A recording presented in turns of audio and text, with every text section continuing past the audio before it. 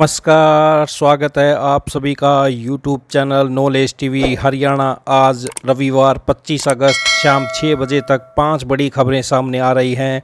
5 बड़ी घोषणा, आदेश, निर्देश। तो क्या है पूरी जानकारी, आइए देखते हैं। हरियाणा की सभी छोटी से बड़ी जानकारी के लिए यूट्यूब चैनल को सब्सक्राइब करना ना भूलें। बेल आइकन ज़रूर प्रेस करें जिससे हर वीडियो का नोटिफिकेशन आपके पास पहुंचता रहे। तो आइए देखते हैं शाम 6 बजे तक की 5 बड़ी घोषणा, आदेश, निर्देश, ऐलान। पहली बड़ी घोषणा, पूर्व मुख्यमंत्री व विपक्ष के नेता भूपेंद्र सिंह हुड्डा, कांग्रेस की सरकार बनने पर इन कर्मियों को बाकायदा नीति बनाकर जॉब सिक्योरिटी दी जाएगी और बेहतर वेतन की व्यवस्था की जाएगी। हुड्डा ने कहा कि मौजूदा कौशल कर्मियों को एडजस्ट करने के बाद भविष्य में ठेकेदारी वाली कच्ची भर्तियों की प्रथा को बंद किया जाएगा और खाली पड़े 2 लाख पदों पर पक्की भर्तियां होंगी। मौजूदा सरकार की लटकी पड़ी भर्तियों को भी कांग्रेस आते ही पूरा करेगी और चयनित युवाओं को बिना देरी के ज्वाइनिंग दी जाएगी। इसके साथ ही कांग्रेस सरकार तुरंत 1 लाख नई भर्तियों की प्रक्रिया शुरू करेगी। इसलिए युवा अभी से पेपर की तैयारी जारी रखें। भर्तियां पूरी तरह पेपर और योग्यता के आधार पर होंगी। पेपर लीक और भर्ती माफिया का जड़ से खात्मा किया जाएगा। तो ये आप देख सकते हैं, भूपेंद्र सिंह हुड्डा, बड़ा ऐलान। कांग्रेस कौशल कर्मियों को नीति बना जॉब सिक्योरिटी देगी। कांग्रेस कहा सरकार बनने पर 1 साल के भीतर करेंगे 1 लाख नई भर्तियां, पेपर की तैयारी करें युवा। तो ये बड़ी घोषणाएं। आइए दूसरी बड़ी खबर देखते हैं। हरियाणा में एक सीट पर जीत का गणित तैयार कर रही भाजपा को 1 अक्टूबर को कम मतदान होने की आशंका है। 28 सितंबर को शनिवार है, 29 सितंबर को रविवार है, जबकि 2 अक्टूबर को गांधी जयंती तथा 3 अक्टूबर को महाराज अग्रसेन की जयंती है।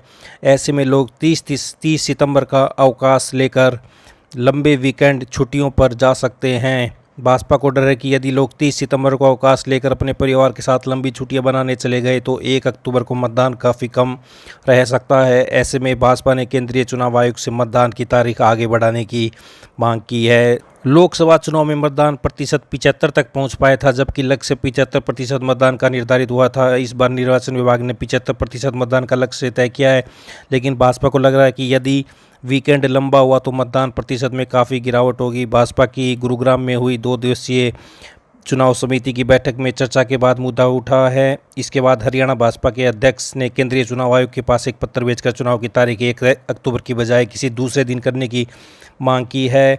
तो ये आप देख सकते हैं, दीपेंद्र हुड्डा का बड़ा बयान। बीजेपी हार सामने देख सत्ताधारी पार्टी द्वारा बचकाने तर्क दिए जा रहे हैं, क्योंकि उसके पास न कोई मुद्दा है और न ही उपलब्धि और न ही टिकट देने लायक 90 उम्मीदवार।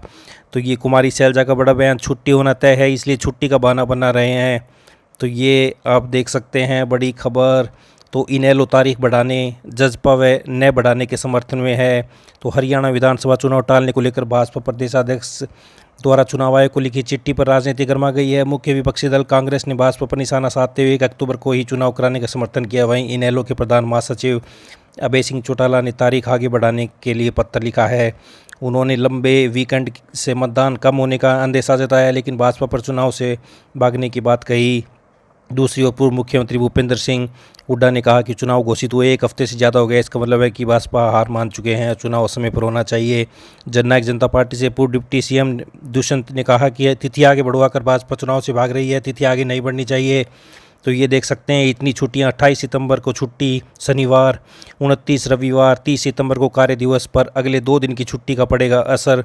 तो 1 अक्टूबर को फिर छुट्टी, 2 अक्टूबर को फिर छुट्टी, 3 अक्टूबर की भी छुट्टी है। तो आप देख सकते हैं लगातार छुट्टियों से भाजपा की मतदान तिथि बढ़ाने की मांग। कांग्रेस तय तारीख पर ही चाहती है वोटिंग। तो ये बड़ी खबर। आइए तीसरी बड़ी खबर देखते हैं। हरियाणा में 29 अगस्त तक मानसून एक्टिव रहेगा। मौसम विभाग ने आज 11 जिलों में बारिश का अलर्ट जारी किया है। इसमें पानीपत, झज्जर, रेवाड़ी, सोनीपत, महेंद्रगढ़, रोहतक, भिवानी, चरखी दादरी, गुरुग्राम, फतेहाबाद, फरीदाबाद और नूंह शामिल हैं। पिछले 24 घंटे में फतेहाबाद में सबसे ज़्यादा 1.2 mm बारिश रिकॉर्ड की गई। इसके अलावा गुरुग्राम में 0.5 mm बारिश रिकॉर्ड की गई। तो ये आप देख सकते हैं, हरियाणा के 11 जिलों में बारिश का अलर्ट। 24 घंटे फतेहाबाद में सबसे ज़्यादा बरसात। 29 अगस्त तक एक्टिव रहेगा मानसून। तो अगस्त में 33% अधिक बारिश। आईएमडी के अनुसार अगस्त महीने में ही राज्य में 33% अधिक बारिश हुई है। इसमें यमुनानगर, पंचकुला, पलवल, कैथल, फरीदाबाद में सामान्य से कम बारिश हुई है। जबकि अगस्त के 20 दिनों में राज्य में 101.8 mm सामान्य बारिश होनी चाहिए थी, लेकिन अब तक 135.6 mm बारिश हो चुकी है। तो बारिश के कारण अधिकतम और न्यूनतम तापमान में गिरावट दर्ज की गई है। तो जुलाई में हरियाणा में इस बार 5 सालों में सबसे कम बारिश जुलाई में देखी गई थी। आंकड़ों को देखें तो 49 में जुलाई में 549 mm बारिश हुई थी। इस बार 97.9 mm बारिश रिकॉर्ड की गई। कम बारिश के कारण सूबे के धान पैदावार करने वाले किसानों को काफ़ी नुकसान उठाना पड़ा था। तो ये आप देख सकते हैं हरियाणा मौसम से बड़ी अपडेट। आइए चौथी बड़ी खबर देखते हैं। पुरानी और नई पेंशन योजना को लेकर विवाद के बीच केंद्र सरकार ने केंद्रीय कर्मचारियों के लिए नई एकीकृत पेंशन योजना यूपीएस को मंजूरी दी है। इसके तहत 25 वर्षों की न्यूनतम सेवा के बाद सेवानिवृत्ति होने वाले कर्मचारियों को आखिर के 12 महीनों के औसत मूल वेतन की 50% सुनिश्चित पेंशन मिलेगी।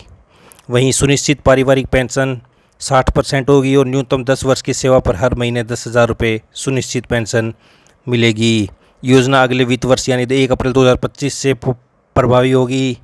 तो ये आप देख सकते हैं राज्यों के लिए भी विकल्प खुला। तो ये आप देख सकते हैं केंद्रीय कर्मियों को 25 वर्ष की सेवा पर मूल वेतन की 50% पेंशन। तो वहीं राज्यों के लिए भी खुला विकल्प। तो ये बड़ी खबर सामने आ रही है। आइए 5वीं बड़ी घोषणा देखते हैं।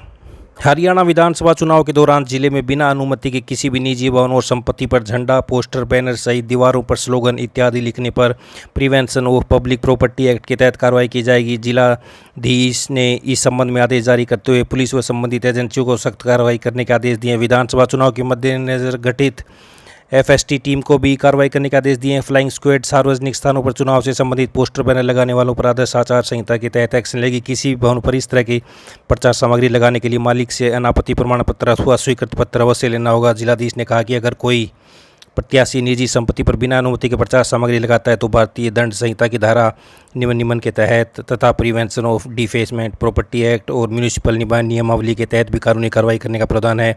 किसी भी सार्वजनिक भवन अथवा संपत्ति पर चुनाव प्रचार संबंधी किसी प्रकार की प्रचार सामग्री लगाना भी गैर कानूनी है। चुनाव के दौरान निजी संपत्ति पर प्रचार सामग्री को प्रयोग करने के लिए संबंधित संपत्ति मालिक व निर्धारित प्रक्रिया के तहत अनुमति लेना अनिवार्य है। तो जिला ग्रीवेंस कमेटी का किया गठन। तो ये आप देख सकते हैं रेवाड़ी से बड़ी खबर। तो बिना अनुमति चुनाव प्रचार सामग्री लगाने पर रोक। तो ये हरियाणा से फ़िलहाल की 5 बड़ी खबर सामने आ रही थी। हरियाणा की सभी छोटी से बड़ी अपडेट के लिए यूट्यूब चैनल नॉलेज टीवी को सब्सक्राइब ज़रूर कर लें, बेल आइकन ज़रूर प्रेस करें जिससे अगली वीडियो का नोटिफिकेशन आपके पास पहुंचता रहे। वीडियो को ज़्यादा से ज़्यादा लाइक करें, शेयर करें। भविष्य की अपडेट के लिए यूट्यूब चैनल नॉलेज टीवी को सब्सक्राइब करना ना भूलें। तो इस अपडेट में इतना ही। बहुत बहुत धन्यवाद। हरियाणा की सबसे सटीक, सबसे ताज़ा जानकारी के लिए यूट्यूब चैनल नॉलेज टीवी को सब्सक्राइब करना ना भूलें। तो इस वीडियो में इतना ही। बहुत बहुत धन्यवाद। बेल आइकन को ज़रूर प्रेस करें जिससे नोटिफिकेशन पहुंच के। धन्यवाद।